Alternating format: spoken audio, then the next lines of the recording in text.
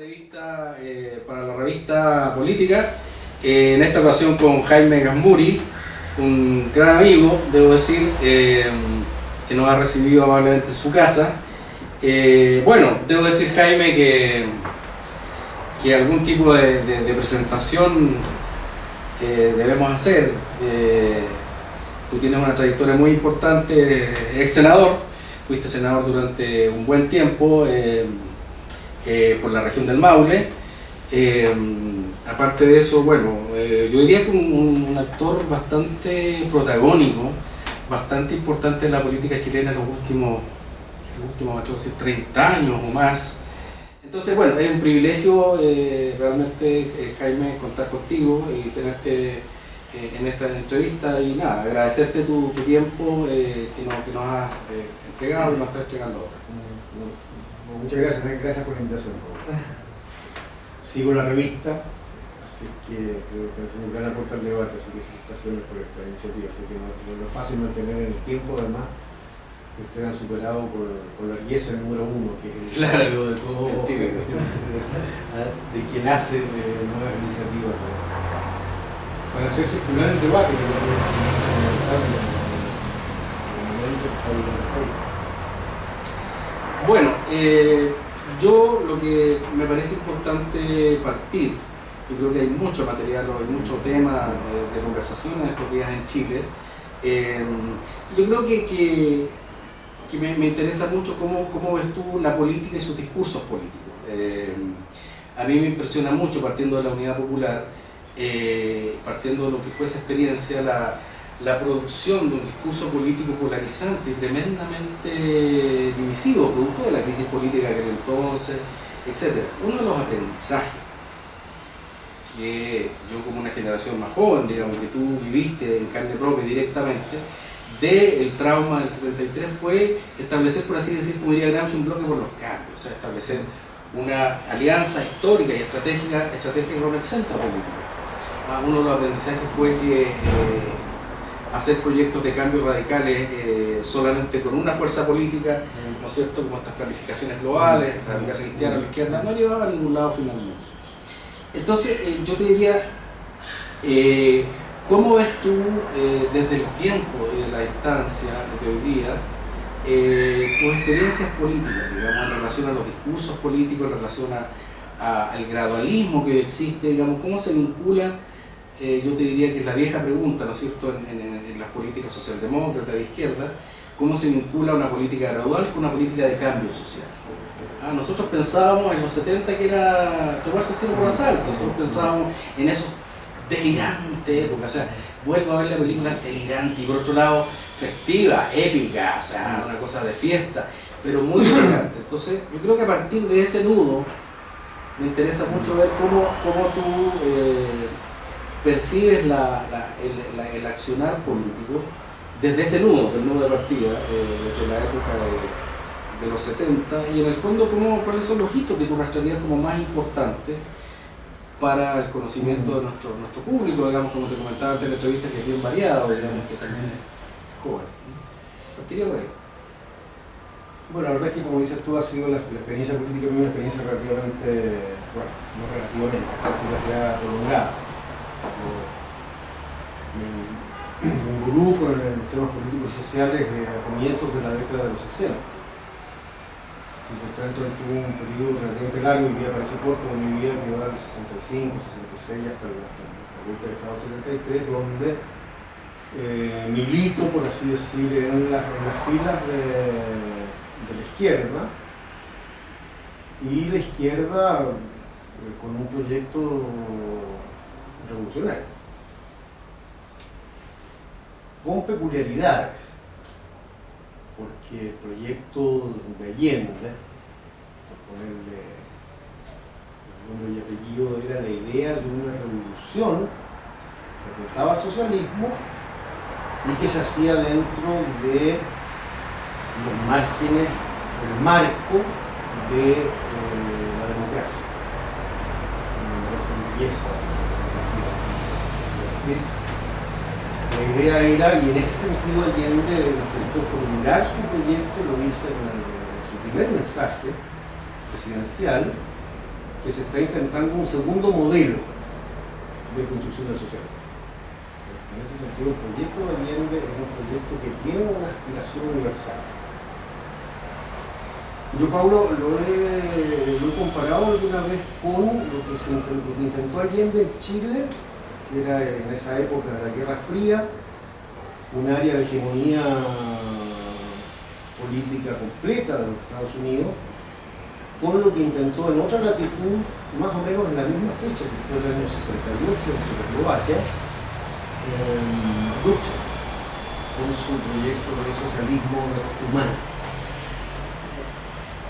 Son similares en situaciones completamente distintas, porque el tema de Ducha era compatibilizar el socialismo y sus promesas de igualdad con una superación de los modelos autoritarios que se habían impuesto desde el stalinismo de la Unión Soviética, que habían hecho, y que además en Checoslovaquia habían sido particularmente particularmente. Entonces, aquí la idea era la otra, era cómo transformar una sociedad de base capitalista en una sociedad que apuntara al socialismo, manteniendo las conquistas civilizatorias básicas de la democracia liberal. Libertad pública, Estado de Derecho, elecciones periódicas, sistema natural de partidos políticos, etc. Y la experiencia, bueno, terminó en el drama que sabemos terminó. Esa es una discusión larga, no creo que sea el momento de reproducirla, solamente así decir que yo también soy parte de una generación donde la experiencia de la Unidad Popular y del golpe posterior nos obligó a un proceso muy complejo y largo de reconstrucción. Primero de sobrevivencia física, porque bueno, parte del proyecto de la dictadura fue suprimir físicamente el proyecto. En ese sentido no fue un exceso de la magnitud de la represión, sino que tenía un objetivo político. Pero el intento de destrucción no solamente era físico, sino de la política. Nosotros teníamos que dar cuenta de por qué habíamos perdido.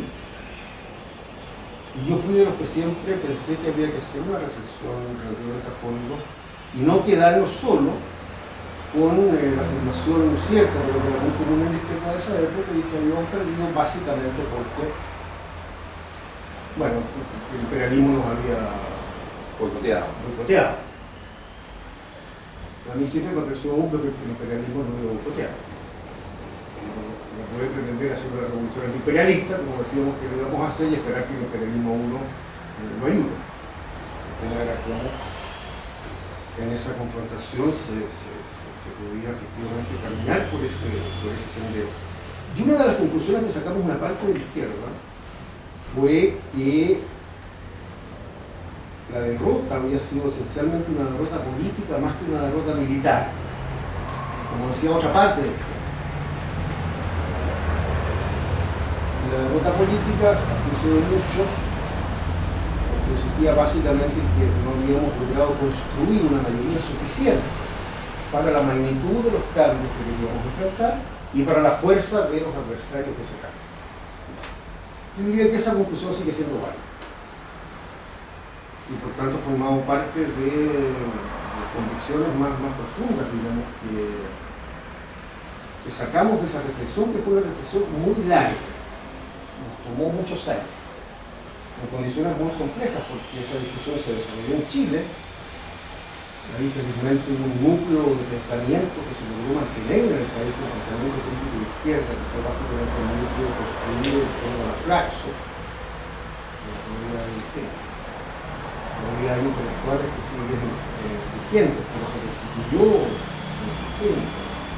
uno de los Lejnes, que felizmente se pudo quedar en Chile, con uno de los grandes intelectuales y sociólogos políticos, no solo de Chile, sino que de América Latina, el Tomás Murián, Manuel Antonio Garretón, Ángel Friedrich, Brunner, Enzo Faleto, que tiene un papel muy importante, la Julieta Kirchner, que introdujo en todo ese pensamiento las reivindicaciones del feminismo, en fin, hubo un núcleo de pensamiento en Chile importante y una extensa reflexión en el exterior. Los libros de los chilenos pasaron también una parte del exilio, también se desarrolló este debate, que fue un debate además que en algunas partes del mundo tuvo una cierta importancia universal, por lo menos en las izquierdas, porque la experiencia chilena tenía esta peculiaridad de intentar, como Allende lo decía, un segundo modelo de construcción socialista. Cuando Allende decía segundo modelo era contra todos los otros. En la experiencia de la gran revolución rusa del 17, de la revolución china de los 40, de los proyectos de los movimientos de la liberación nacional de los 50 y los 60. Y por tanto la experiencia sobre el debate chileno también fue una experiencia que tuvo ecos internacionales.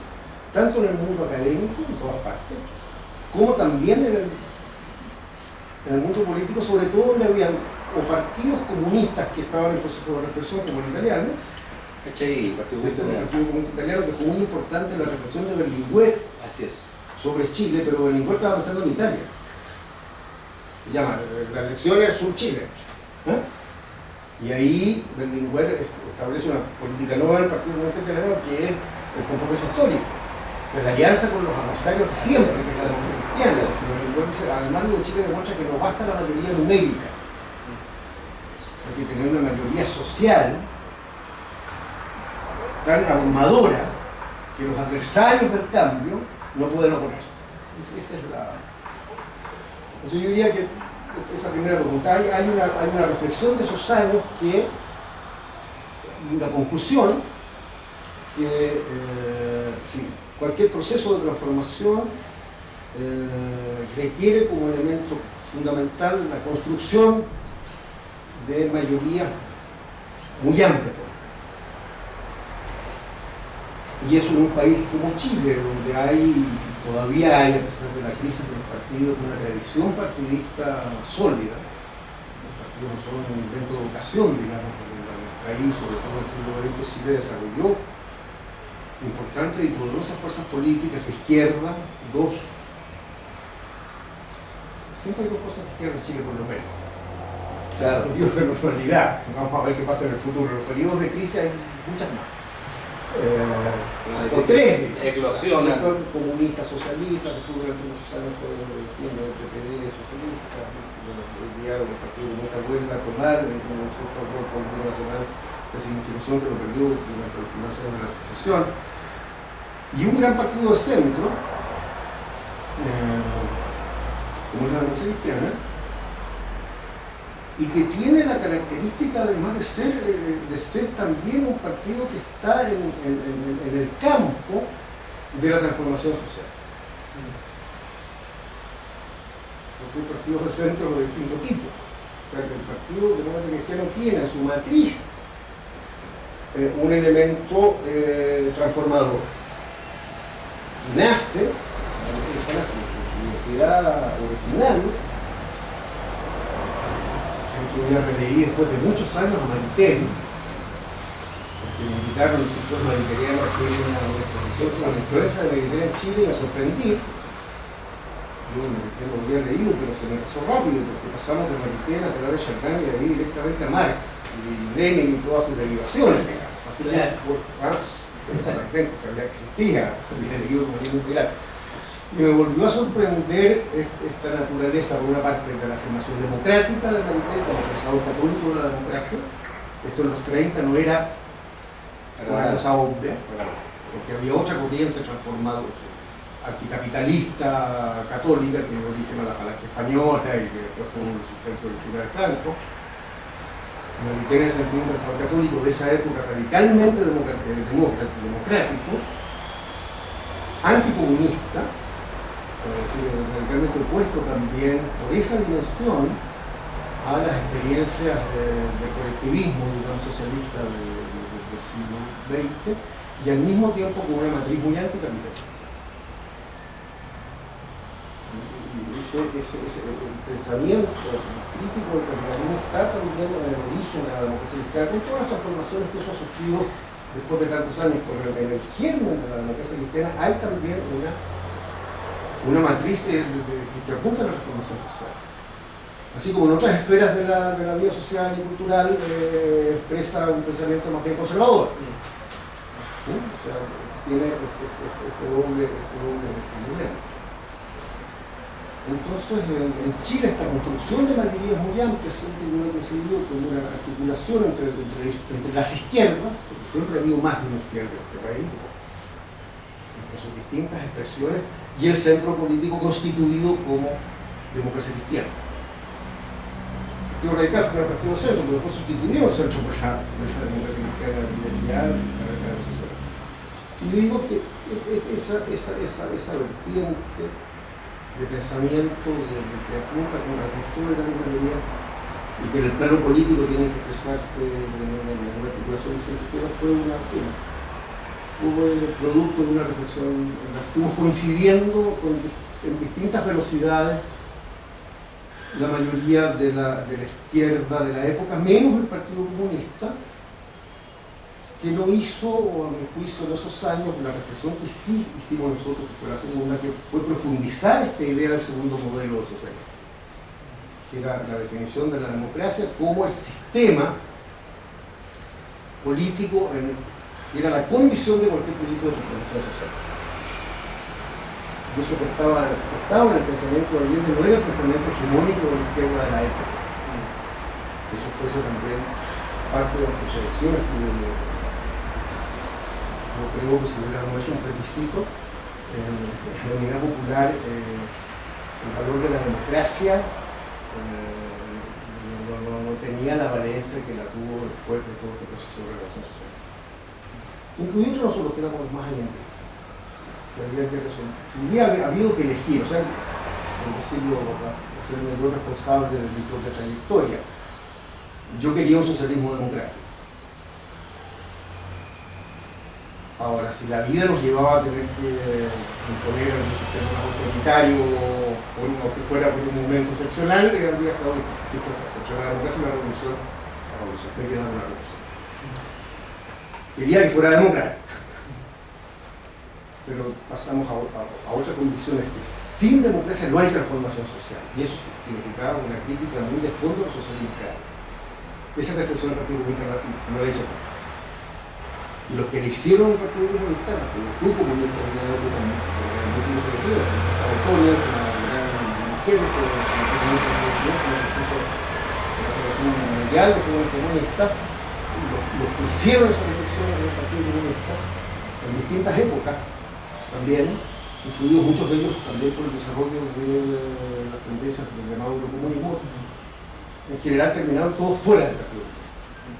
La Fábrica de Arolo, entonces yo diría que en los 80, finalmente se articula la alianza de centro y izquierda posible en el país. Eso es la concertación. Jaime, perdona, en esa época, ¿en qué atalaya estabas tú? ¿Estabas en el exilio? ¿Estabas en la clandestinidad?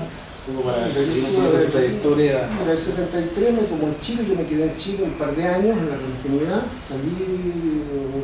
salí al exterior, tuve casi 3 años en Roma, menos 2 años y medio, después volví a Chile, clandestino, y cerré un largo periodo de clandestinidad en el año 83.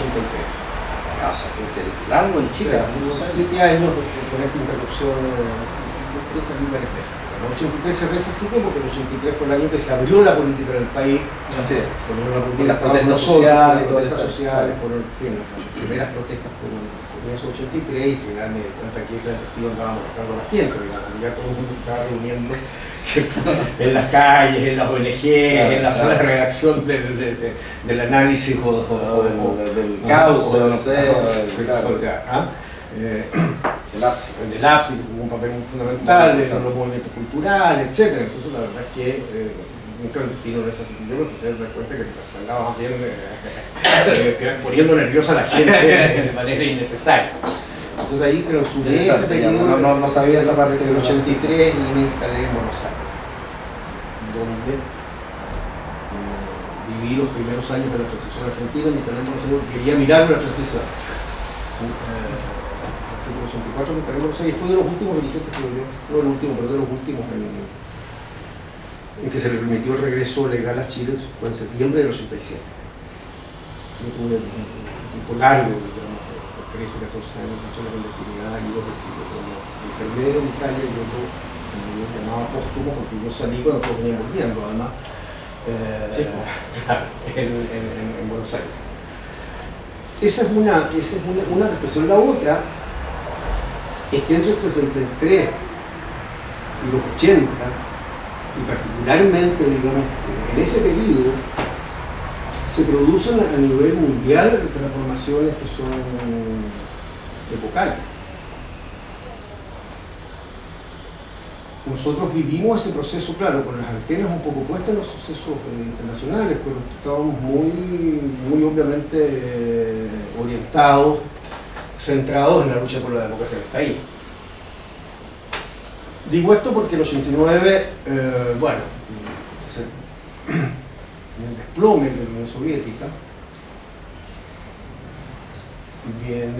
comienzan las profundas transformaciones, digamos, de signo capitalista en la China. Y yo creo que, no sé por cuánto tiempo, pero que se abre un periodo donde el tema de la revolución anticapitalista como objetivo inmediato alcanzable en el corto plazo deja de ser una revolución. Ese fue la noche nacional mundial. Y por tanto, la experiencia que vivimos en los 60, en los 70, respecto de la experiencia de hoy día, teniendo algunos rasgos de conexión, se dan en un mundo completamente transformado. Yo diría que la chilena debe ser el último eslabón de las revoluciones socialistas del siglo XX. O sea, después fueron nicaragüenses. Pero yo tengo la impresión de que nosotros fuimos como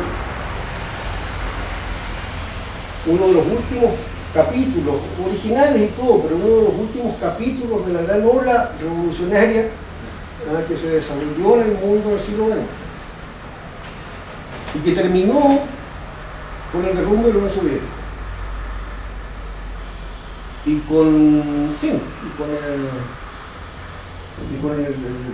después, bueno, fenómenos de globalización, con mercados mundiales, donde no hay una alternativa global a la que ahora llamamos eufemísticamente sociedad de mercado,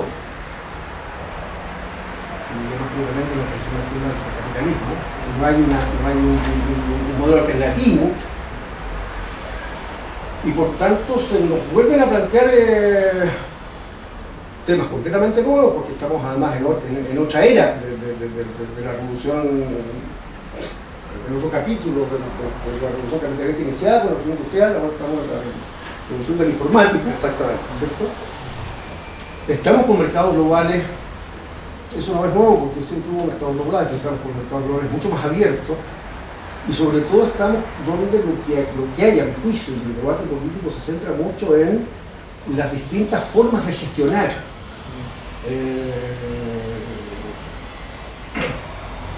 la economía local. Porque no hay una sola forma de gestión de la economía, hay distintas formas de la gestión de la economía. Y allí, la evolución nuestra, mi impresión es que el proceso de reflexión en los 70, en los 80, fue muy rico, porque fue muy exigido por la política, porque teníamos primero que contestarnos nosotros preguntas muy centrales. Mi impresión es que el proceso de derrumbe definitivo de la experiencia histórica del socialismo real, el llamado socialismo real, nos tomó casi al borde de asumir la responsabilidad de dirigir la transición desde el gobierno hasta la venta. A mí, por lo menos, no quiero hacerme cargo del pensamiento de otros, la magnitud de las transformaciones que significó en el terreno ideal y político, las transformaciones de Reagan y la Thatcher me pasaron un tanto desapercibidas. Es algo que era muy parecido a lo que estaba haciendo aquí. Claro, neoliberales, total. Sí. ¿Ah? Claro, pero, en fin, hubo poca reflexión, por lo menos en el socialismo, en la renovación socialista, que era donde había más pensamiento desarrollado. Diría que el resto de los sectores socialistas llegaron a las mismas conclusiones en tiempos más bien posteriores.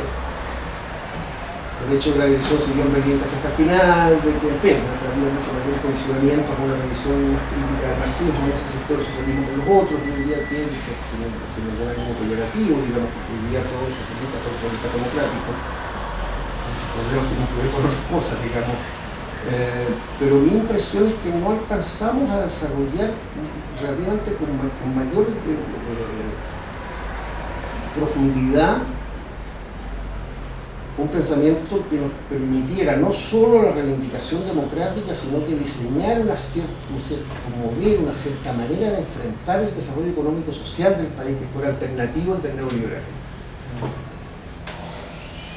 No había en Chile además tradición socialdemócrata. Era una mala palabra, claro, ¿cierto? Porque en el gran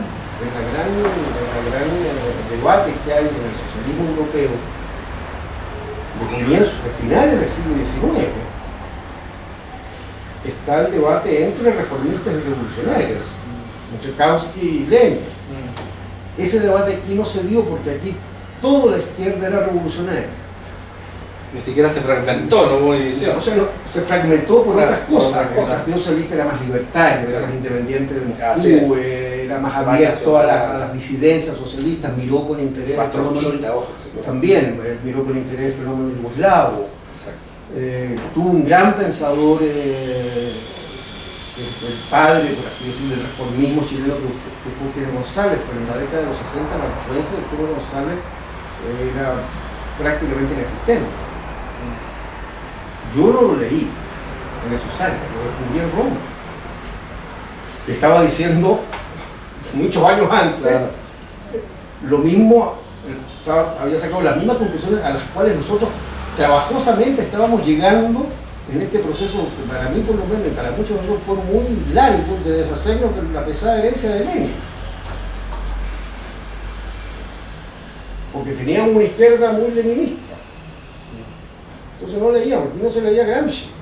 Lo único que leía Gramsci eran los poquitos comunistas, que bueno, algunos intelectuales también. Pero en una época que la gente leía mucho, que leían, en fin, leían los dirigentes poblacionales, los dirigentes sindicales, leían los dirigentes estudiantiles, pero la lectura masiva eran los cuadernos de marxismo de Marta Halle, son bastante buenos para entender ese pensamiento, pero en fin, teníamos. Entonces, bueno, no había tradición socialdemócrata, y no tuvimos tiempo para desarrollar una sólidamente. Si tú lees, yo alguna vez recogí algunos de los textos de los finales de los 80 de Alejandro Fox, de Alejandro todavía hablaba de las tres áreas de la economía. Sí. Y era un clásico discurso del reformismo más avanzado de los 80, y eso en los 90, con el pensamiento único, caído de la Unión Soviética, que no parecía chino en un contexto como el nuestro. Entonces yo tengo la impresión de que nos hacemos cargo de la transición con sólidas convicciones democráticas, eso es evidente, con sensibilidad social. El tema de la pobreza fue un tema central, digamos, de las banderas y del propósito de los gobiernos de la concertación. Con una vocación finalmente bastante resuelta en el tema de derechos humanos, con moderación para hacer las transformaciones, también por el trauma del periodo anterior, pero sin un diseño relativamente madurado y claro de una política económica y social que fuera alternativa al neoliberalismo, que era lo que en el mundo en el 90, los 90 no son el 2012. Porque el neoliberalismo, sobre todo en su versión más extrema, está en general en retroceso, por lo menos intelectual. Sigue mandando bastante a estos caballeros, porque si no, no se explicaría, digamos, que hay crisis financiera y todavía no hay regulación mundial. Pero a nivel de las ideas, a nivel de los proyectos, en fin. Entonces yo tengo la impresión de que este proceso de renovación, de conversión del socialismo revolucionario el socialismo democrático y reformista, que es el paso que hicimos, y que era el paso que yo creo que había que dar, no tuvo tiempo, ni tenía experiencia anterior, ni tuvo tiempo para convertirse en una alternativa relativamente coherente frente a la conducción, frente a un modelo, como digo, alternativo al modelo neoliberal que en Chile además se impuso con mucho mayor fuerza que en la mayoría de los países. Gracias.